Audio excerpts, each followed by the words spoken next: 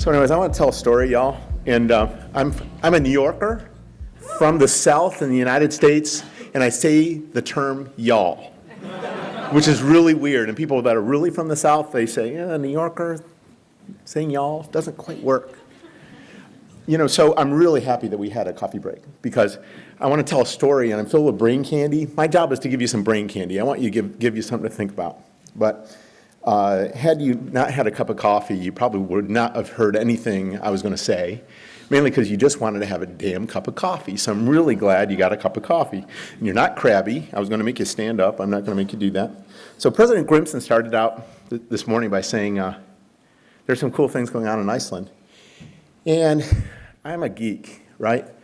I like to tell the same kind of story, and I'm going to validate his story, and I'm going to validate it with some data, because I love to tell stories with data, because I am a geek, and I'm proudly a geek. Who can say that they're proudly a geek? Can you say, yeah, we are filled with geeks? You know, when Star Trek came out, the new movie, I actually cried. Just to give you how, that's really a geek. It's okay. So the story starts out 10 years ago when I was sitting on an airplane on my way to Europe. And look, I'm ADD. You know, I'm proudly ADD. And I remember getting on the plane and my battery had gone down to 3%. And I used the last 3% and I was dead because I was on a 10-hour flight and, you know, I had nothing to do. And all I could pull out was the airline magazine, the lousy airline magazine. You know how much information's in the airline magazine? I think like 2 bytes of information are in an airline magazine. But I was fortunate because this one had like 10 bytes, and the bytes were a very interesting story about the Internet 2 mapping project, and had a picture that's represented here. Many of you probably have already seen this. This is a picture of the first articulation of the Internet. This is the ARPANET, the military version of the Internet that preceded what we see today. And hey, look, I didn't invent the Internet, but I'll take credit for it. Those are 4 supercomputers that are connected. Of course, the supercomputers probably had the same programming capability and the same memory of my iPhone. So there you go. And then they showed the Internet 2, and this is the first time they mapped it, and this is a picture of all the nodes globally. And I thought to myself, you know, well, this is pretty cool, you know, that we're going to be connected from an information standpoint. But, you know, this had a lot more meaning for me because I started thinking, because I think in data, I don't know why, probably because I am a geek and probably because I do have ADD. And I like to think about patterns, and I like to think about networks. And that picture said a lot. This is actually from that airline magazine. And then I got to the last page of that airline magazine because I was trying to squeeze out something from those last bytes of data. And I ran into the route diagram that was in the back. Everyone sees this. This is just the domestic United States. I was flying on some airline, and this is the 4 or 5 partners they have. And you see the nodes that are coming together, and then you look at the picture on a global basis, and you see the nodes.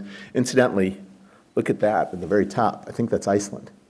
You notice where the nodes come together. So you guys actually are not disconnected in any way. You know, you guys network. You know how to network.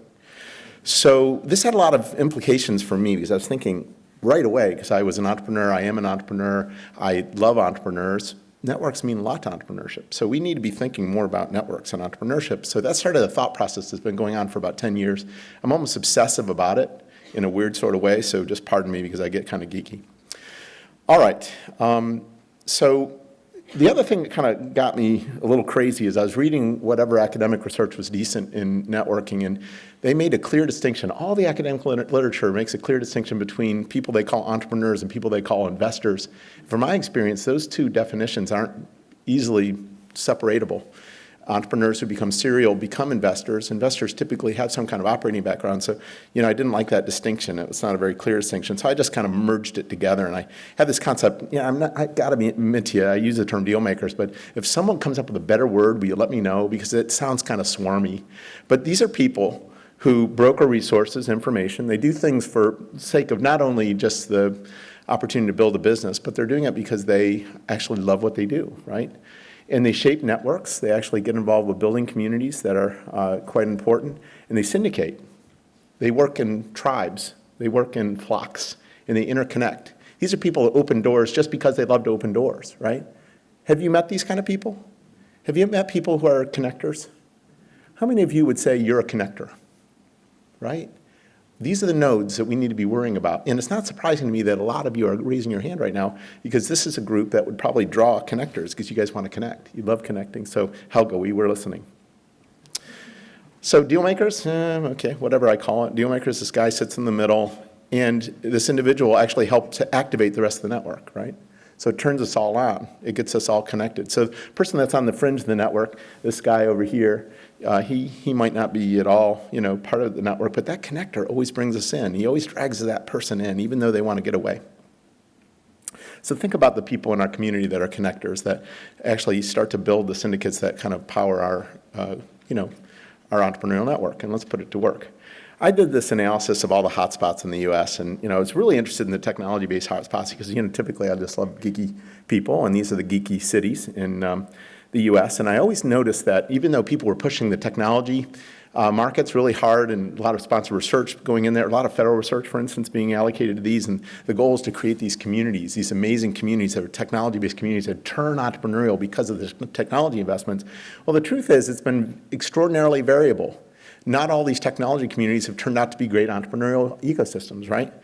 And I looked at two basic networks, the IT networks and the life sciences and bio networks, just to get a sense of which ones took off and which ones didn't. And sure enough, you got Boston, Silicon Valley. All of us are proud of that. They're the largest. And then places like my area, Research Triangle Park, Raleigh, Durham, and Austin, Texas, which are the smallest, at about 1.7 million. And I found that when you look at the number of firms that these regions gave birth to, Silicon Valley led the pack over a 20-year period, creating almost 5,000 firms. Boston created about half that. All these other regions, though, as proud as we are of our home regions, they created less than 1,000. And here was my region, Research Triangle Park, with the highest density of PhDs per capita of anywhere in the United States, and it produced the lowest number of startups. I'm thinking to myself, geekiness technology doesn't lead to entrepreneurship, so what does explain it? And I'm a big believer in what Brad Feld has advocated with startup. Ryan and Jason did a nice job articulating what it is, but a big piece of what he's saying is, having a fat base, and these are the number of contacts that are in a network. Having a fat base or a dense network is actually extraordinarily important. It's a necessary condition for building a great entrepreneurial ecosystem. But I also found that the regions that performed well in entrepreneurship were the ones that had a long tail. What I mean by that is people who have serial connections, who are connected in multiple ways. And the more connections you have, and these are the connections with people who have investments. So we're talking about serial entrepreneurs. If you have more than one connection, you're connected to 2 firms through your investment activities, 3, 4, 5, 6. Obviously, the ones that are connected to more than 8 or 9 are probably professional investors. All right, so what I'm trying to say is the communities that performed well, the ones with the fat base and the long tail. So the friendly amendment I'd make to Brad Feld is that it's not only density or quantity, but it's quality that makes a difference. So you have to look at regions by way of their capacity to create serial entrepreneurs and put them to work. So I totally agree with Brad in that respect. Now, the people that are serial, people with 3 or more connections to entrepreneurial firms, represent a really elite group. It's about 2.7% of the distribution. So we're talking about, among all business people, about the top 3% that play out. And you notice that the regions that have a lot of deal makers, like Silicon Valley, they're all connected to one another, which is really crazy. In fact, among people who are serially connected in Silicon Valley with 3 or more connections, they're connected within 1 degree of separation 95% of the time. The next highest is Boston, where those same people would be connected 78% of the time. In your typical region, like a Portland or Research Triangle Park, would be connected maybe 65% of the time. But what's interesting, among people who are active, they're generally connected to one another. And I'm going to show you that through the network work I've done.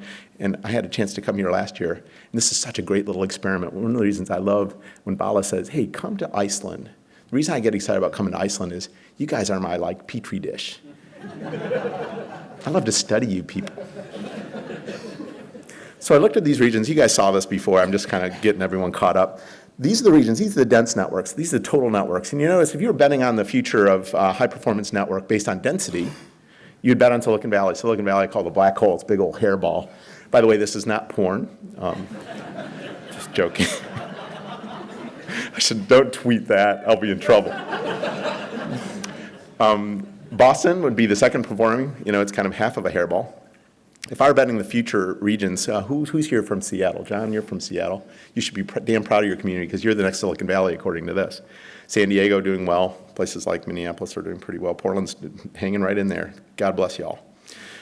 However, when you screen those same dense networks for deal makers, take all the people and then screen them for people with 3 or more connections to private firms, look what happens. You've got an extraordinarily different set of pictures. In Silicon Valley, you'd still need all of the room in your soccer stadium locally Boston, you could probably put them in a nice concert venue here in Iceland. But the people in Phoenix, which is the third largest city represented in the index, could probably sit in the first front row. These are the deal makers of Phoenix.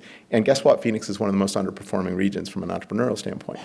I mentioned it to a leader there named Michael Crow, who's one of the chancellors of one of the universities, and he's an entrepreneur. And he said, how many people are up there, Zoller? And I said, oh, about 100 people, President. And he said, I'm just going to have them over to the house. We're going to find out what's wrong. And guess what? He had them over to the house. Pretty cool. When you take those same people and you actually screen it for 4 or more connections, look what happens. Silicon Valley still has a crap load of deal makers. Boston, they're starting to break apart. Phoenix, the people could sit in the half of this first front row, right? So these people are pretty important to the performance of an entrepreneurial network. And let me just show you what's happening in Iceland. So I was asking somebody, when you go to get your eyes checked, do they do this here in Iceland? They say, can you see better here or here? Here or here? Do they do that? Somebody told me they do. Okay, so we're going to do that with this. Okay, here's Iceland. Last year I came here, and this was the network in Iceland. And what you see is a nice, dense network. You notice the size of the icons? Those are the people who are the deal makers. And the bigger the icon, the more deals they do. And the circles and the triangles mean something. And guess what? The triangles mean they're entrepreneurial, more operating in nature. And the circles mean they're more investors or professional investors. In your typical entrepreneurial ecosystem, you're going to see a lot of large circles and not very big triangles. So what that tells me is Iceland's got one big advantage, because most of your deal makers are operators, are people who run companies as opposed to people who invest in companies. They're also connected to one another. The colors mean something. These are the various industries. You see IT is blue, for instance, red is bio, green is industrials, and they're all interconnected. So you see a nice overlap of people who make deals in IT and bio, and you see all the industrial guys kind of in the mix, right?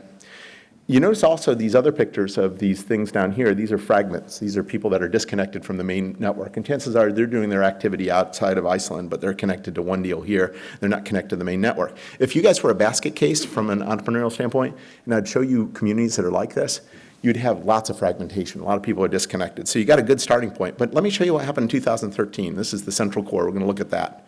That same network in 2013 looks like this. The same exact picture. You see the difference? Do you see better here, or do you see better here? I'm starting to see a lot more activity, right? I'm seeing more activity, a lot less fragmentation. There's a few people that have been voted off the island. I'm guessing those are the bankers up there. I don't know. Okay, let's look at that central network here. And do you see better here? This is 2012. Or do you see better here? Look what's happening, guys. 2012, 2013. This is a representation of a lot of people coming into entrepreneurship. You're seeing something on a move, and I'm going to show you the data that makes up that graphic versus that graphic. Now, what you're going to also see is the deal makers haven't really changed. There's not been a lot of growth in deal makers, but we're starting to see a lot of people come in that are one-deal guys. So Brad Feld would be very proud of what's happening in Iceland. Of course, I want you to graduate those guys to serial entrepreneurs who are going to actually drive. So I'm really glad Helga was right before me, because Helga is the kind of person we need back here in Iceland. Come back here, Helga. I'm going to recruit you, baby. Okay, so you see better here, or do you see better here? All right, now I'm not going to show you anything dramatic. That's my dramatic picture, but I want to show you the deal makers. These are 3+. There's almost been no change. Among deal makers, this was the deal makers here. Do you see better in 2012 or 2013? It looks basically the same. A few more people voted off the island. Okay, but among elite deal makers, people with 4 more connections, you're starting to see some movement. These are the big players, right? And I know you're going to try to make out all these names. I don't want to embarrass anybody there. I had a guy come up to me and say, where did you get my name? I said, you're out there, brother. And he said, can you take me off? I'm like, no, you did it. I didn't do it. I'm just showing you what you did, brother. So here's 2012. Here's 2013. Look what's happening. You're starting to see a little bit more deal-making activity here. And the good news is your core, your mega folks are in the IT and biospace, and some folks in the industrials world. Food and fishing, consumer discretionary is out there, right? Pretty big sector here in the community. So I'm feeling good about what's happening in this community. Let me show you that in data. So these are the number of connections, and what you're seeing is an extraordinary change in the number of people with either 1 or 2 connections.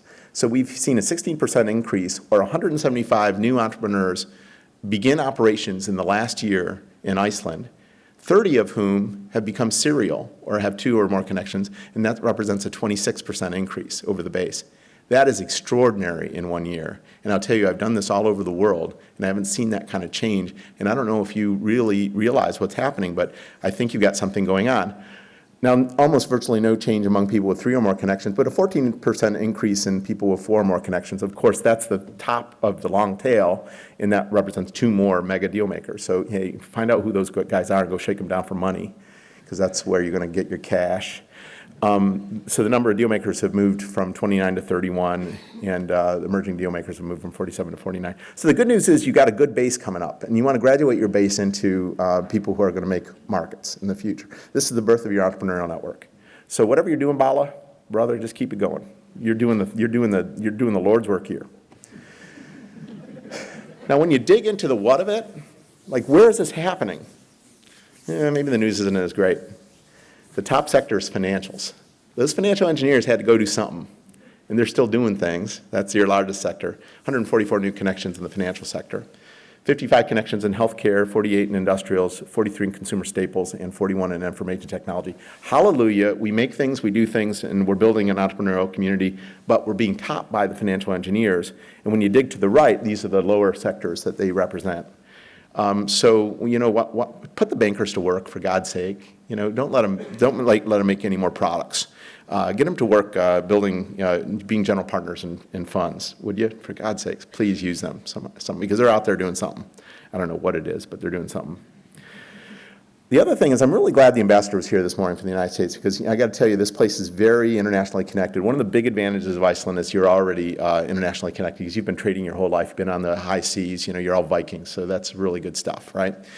And the good news is almost all activity is here in the various marketplaces in Iceland, but when you look at your trading partners, the US is number 2 in the number of deals being done. So when you're looking at investment coming in, it's coming from, when it's outside of Iceland, the United States, then the UK, then Denmark, then Sweden, then Norway, then Germany. Does that kind of feel right? So when you look at the US, it's kind of weird. Places like California, Massachusetts are represented, Illinois, where Chicago is, most people don't know Illinois, New York, you know that, and then places like Missouri, Nevada, New Mexico. I'm guessing that's food, I don't know what it is. All right, so you know, keep a wide view on what you're doing. Nurture these guys, and we always like to talk about the Ocean's 11, you know? When you have a great set of entrepreneurs who are going to help build your folks, and by the way, this is the old Ocean's 11, right? I think they were cooler myself, but you know, that's just me. Of course, they're all men, so we need to have some cool women in there too. Sorry about that. It was the 1950s, so give me a break. So I'm looking for a mix. I'd like to see you all build great killer entrepreneurs. I want to see also people who can run and scale companies. So I'm trying to make deal makers. So you want to attract people who can run, manage, and operate a company. So be looking for those professional CEOs that can take those companies out to market. And then look for those investors. And those investors might be abroad. They might be here in Iceland. Shake down people with money as best you can to help build the mix. Because I think density is a necessary but not sufficient condition. Quality is the condition to build a great entrepreneurial network. So there you go. That's your brain candy. That's the gift I gave you. And the entrepreneurs that are in this room, how many of you are entrepreneurs? Proudly?